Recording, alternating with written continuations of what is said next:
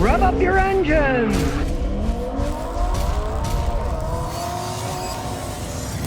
Okay, here we have a Toyota Venza. They stopped making them. They started making them. Are they good cars? Why'd they stop making them? Why'd they start making them again? Well, a lot of that had to do with marketing. This is a 2015 Venza. Guy just bought a few weeks ago. Are they worth buying? Are they not worth buying? Americans call them mid-size SUVs, right? I mean, it's a lot bigger than my wife's Matrix, got a lot more room inside it, but to Americans, it's mid-size. And if you know anything about cars, basically, they're on a Toyota Camry chassis, engine, transmission, so they're reliable as can be. Look under the hood. 2.7 liter, variable valve timing, with port injection, normal injection, a simpler car, a timing chain. Now you'll notice, you see corrosion on this. Well, it's superficial corrosion because it's living in Indiana, but it came from Chicago. As we look under the car, solid metal, no rust. And look at the exhaust system. It's still real shiny because Toyota knows how to make metal on exhaust systems. My 94 Celica still has the original exhaust system on it. Yes, it's still the original exhaust system. That's how well they make them. It's got 101,000 miles. He paid $14,000 for it, but in November they were asking $18,000 something for it. They said they stopped making Venzas and they started making them again. In some people's minds, they think, well, there's something wrong with the Venzas, right? There's nothing wrong with these cars. A car like this, which I haven't found anything wrong with yet. Scan tool showed the only problem was a startability concern, and that's because you can see it's got a brand new battery. This car sat on a lot on purchase for 3 months. The battery's gonna go flat. When they go flat, you try to start the car, the computer remembers that. So it trips a code for startability concern. And this shows you that the car lots are not the greatest mechanics. Some don't even have mechanics. In that when they replaced the battery, they should have gotten a machine like mine, my Autel, plugged it in and erase all the codes, because that code will stay in until somebody erases it. And in the case of this one, I've erased it. And I've already taken it for a road test, so they didn't come back. It was just because the battery was old and it sat for months. They replaced it. So if you're looking at a used car, you put in a scan tool, it's got a code for startability concern, but it starts perfectly fine. That just means the dodo heads didn't reset it when they replaced the battery. Cars have more memory than they used to. They remember that stuff. So you can always take advantage of that. If you're looking at one, as you plug it in, it's a startability concern. Show it to them, look, it's got this code, it's a problem with start. I don't know if I want to buy this car. And try to get them to get the price down. My grandfather was a big horse trader mechanic, and he'd do stuff like that all the time. He'd see a car, he didn't care what color it was if he was buying it, but he'd look and say, I hate that color, I don't even know if I want to buy this car. He didn't really even care, but use things like that as motivation to try to get the price down. Now, as we go inside, we'll see one of the reasons the guy bought this car, and it's the transmission. It is a 6-speed, electronically controlled, automatic transmission. This isn't one of those CVT crappers. Really crisp shifts, and still it gets 27 miles a gallon. For an SUV, that's pretty good gas mileage. I know a lot of guys, you gotta buy the V6. No, you don't. You're gonna see soon this 4-cylinder engine has plenty enough horsepower, and it's simpler. There's less moving parts. There's less things to go wrong. I like the 4 cylinders. You don't need a big V6. Now, okay, maybe if you're the type of guy that you're gonna use this, you're gonna put a trailer hitch on it, and you're gonna tow your boat and stuff like that, yeah, then you'll probably be better off with the V6 engine. But this guy bought this as his retirement car. He's gonna retire in a couple of years, and as you can see, he doesn't even have a trailer hitch hooked up to it. He doesn't care about that. Neither does he care about all-wheel drive. Now, the new ones, they're hybrid, all-wheel drive. You don't have any choice. That's the only way they're making them. And you're going to pay extra money for something that you may not want to pay for, that you feel like you don't need. A lot of guys, I don't really want all-wheel drive. You know, I'm not towing anything. I don't need a V6 engine. These 4s put out plenty enough horsepower to get where you're going. They hold up. This one doesn't burn any oil. It gets 27 miles a gallon on the highway now. They're basically a Toyota Camry platform with an SUV stuck on it. And everybody knows how reliable the Camrys are. Like I said, all you guys up north know, within a few years, all the aluminum starts to corrode. That's just the way that it goes. Aluminum is going to corrode. It will cause all this corrosion and stuff. It's just superficial. It doesn't mean anything. So let's get inside. Start her up.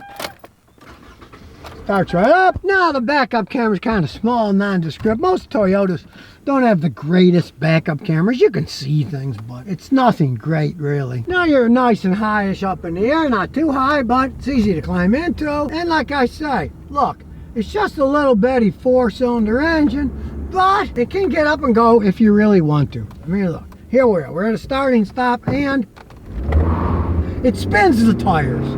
You can see the traction control slipping and coming on and off, but it's got plenty enough power to get you where you're going. Cruise all day at 80, 90 miles an hour, whatever the speed limit is, or a little above. It's not going to hurt anything. It's a Toyota Camry, just in the disguise of an SUV. It's relatively quiet inside, and even though it's an SUV, it's got decent handling characteristics because, after all, it's a Toyota Camry chassis that it's based upon. It's a nice interior, full carbon fiber, black and chrome.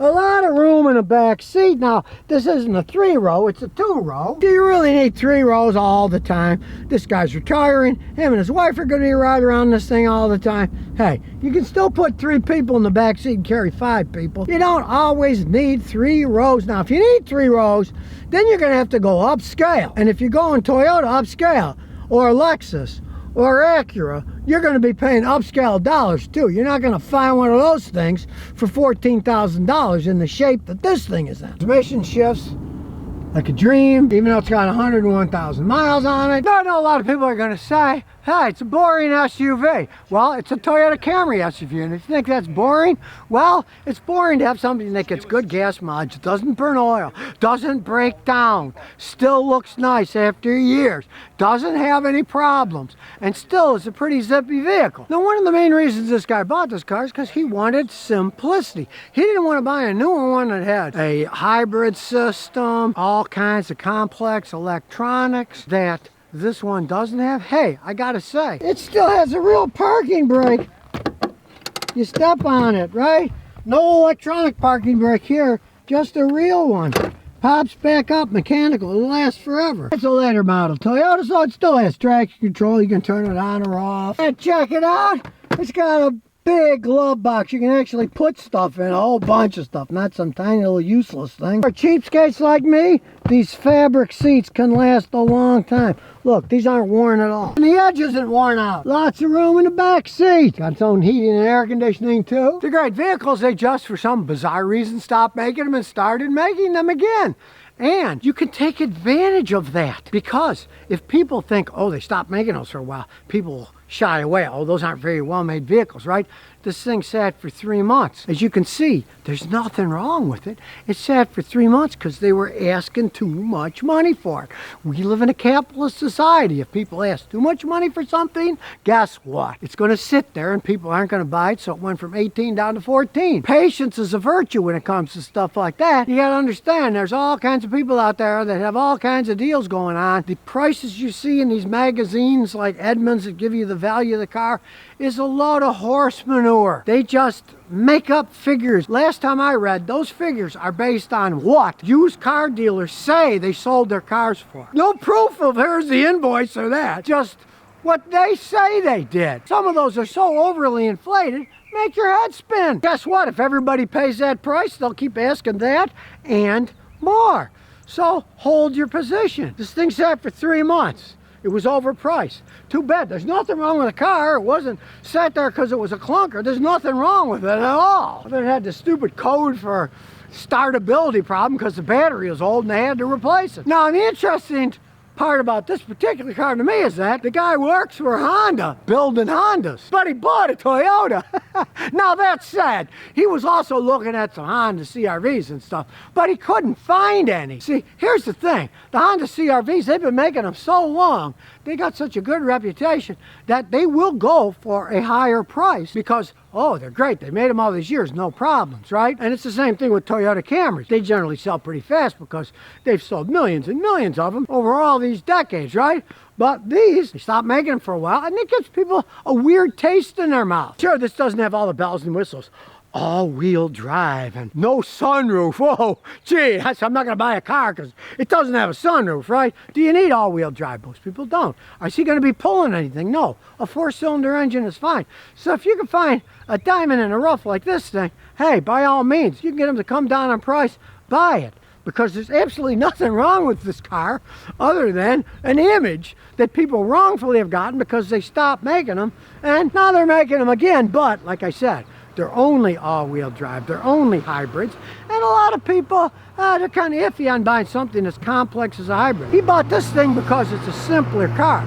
It's got port fuel injection, doesn't have gasoline direct injection, doesn't have one of those wonky CVT transmissions. It's a 6-speed, electronically controlled, actual automatic transmission. Things that people like. They like the way it drives. It doesn't hunt for gears like, say, a 10-speed does. And it doesn't have that motorboat of a CVT where you step on the gas, it's going, and then it starts catching up. No, and it's not a CVT with fake gears where it's a CVT, but it pretends to shift gears, which is even wackier. It does feel more like an automatic because you're used to kind of shifting, but it isn't shifting gears because it doesn't have any. It's all an illusion that they created to kind of fool you. So basically, this is no illusion. The guy got a good deal by waiting and arguing over the price, saying, no, that's too high, and then they came down, he bought it, and he's got himself a car that maybe will last him the rest of his life. He says he's retiring in a year or two, and with 100,000 miles, these things are generally good for at least 300,000 or 400,000 miles. So who knows? It might be the last car he buys. And you buy something for 14 grand, and if it's the last car you ever buy, that's the ultimate deal, really. So if you never want to miss another one of my new car repair videos, remember to ring that bell.